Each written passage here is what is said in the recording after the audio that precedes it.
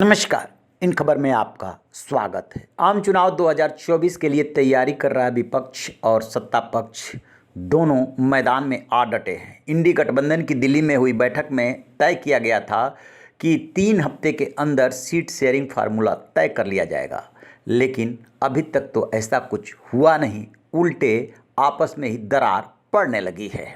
जहां एक तरफ उत्तर प्रदेश में अखिलेश यादव कह रहे हैं कि हम सीटें बांटेंगे, वहीं पश्चिम बंगाल में टीएमसी प्रमुख और वहां की मुख्यमंत्री ममता बनर्जी अकेले ही चुनाव मैदान में कूदने की तैयारी कर रही हैं। उन्होंने साफ कर दिया है कि टीएमसी ही बीजेपी का मुकाबला कर सकती है, लिहाजा अब बारी कांग्रेस की थी। अधीर रंजन चौधरी, जो कि लोकसभा में कांग्रेस के नेता हैं और ममता बनर्जी से 36 का आंकड़ा है, वो कह रहे हैं कि यदि ममता बनर्जी अकेले जाना चाहती हैं चुनाव में तो हम भी तैयार हैं, हम भी अपने हिसाब से तैयारी करेंगे। यूं तो इंडी गठबंधन का गठन हुआ है बीजेपी और एनडीए से राष्ट्रीय स्तर पर मुकाबला करने के लिए, लेकिन जितनी पार्टियां हैं उसकी उतनी ही राय है। उधर बिहार में अलग खलबली मची हुई है। नीतीश कुमार अपनी पार्टी के अध्यक्ष बन गए हैं और अब ये खबरें आ रही हैं कि वहाँ लालू यादव से उनकी बन नहीं रही है, क्योंकि कन्वीनर बनने से रोकने में लालू यादव का हाथ माना जा रहा है।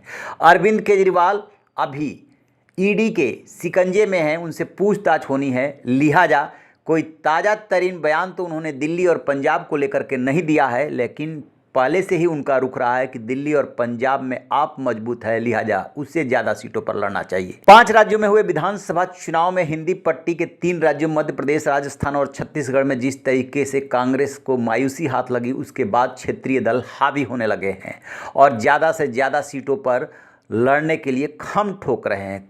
कांग्रेस खामोश है, कुछ ज़्यादा नहीं बोल पा रही है, लेकिन कांग्रेस की भी अपनी रणनीति है कि उत्तर प्रदेश हो या पश्चिम बंगाल या दिल्ली व पंजाब, वो झुकेगी नहीं।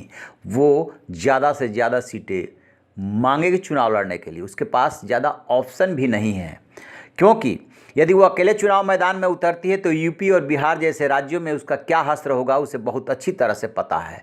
लिहाजा उसके लिए और क्षेत्रीय दलों के लिए इसी में भलाई है कि साथ मिलकर के लड़े। साथ मिलकर के लड़े तो कांग्रेस पे दबाव है कि वो कम से कम सीटों पर लड़े, क्योंकि इन राज्यों में जैसे पश्चिम बंगाल, उत्तर प्रदेश, बिहार जैसे राज्यों में उसकी बहुत ज़्यादा पैठ नहीं है, संगठन कमज़ोर है।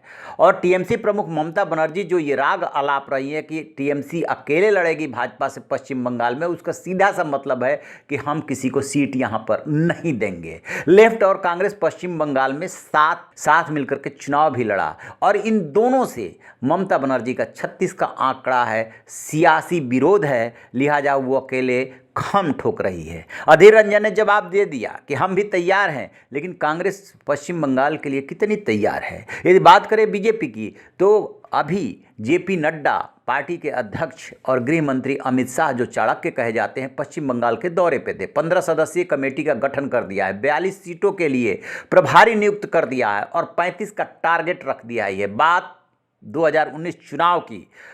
42 सीटों में से ममता बनर्जी यानी टीएमसी को 22 सीटें मिली थी और बीजेपी को 18 सीटें मिली थी। कांग्रेस के हाथ 2 सीटें लगी थी।